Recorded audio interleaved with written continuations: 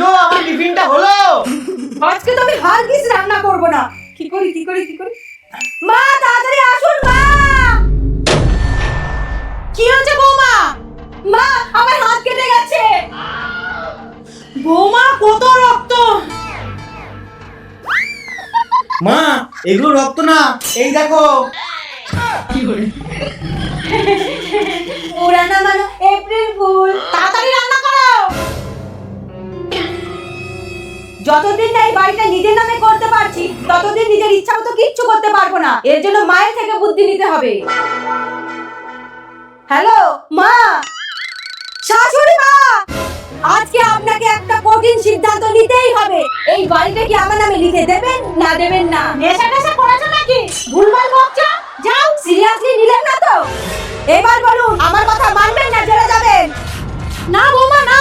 ভয় পেন না, এটাতে হাত দিলে কিছুই হবে না। বলুন বাড়িটা আমার নামে করবেন নাকি?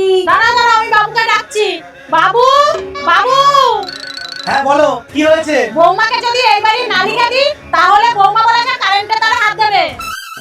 ও দাঁড়াও। Hello, electric office? বলুন। আমার বউ মায়ের সাথে ঝামেলা করছে। তা এখানে ফোন করেছেন কেন? বলছে বাড়িটা ওর নামে না লিখে দিলে কারেন্টের তারে হাত দেবে। দেখুন, এটা আপনাদের পারিবারিক ব্যাপার, এখানে আমরা কিছু করতে পারবো না। আরে কারেন্টটা তো দিতে পারবে, লোডশেডিং করে রেখেছেন কেন?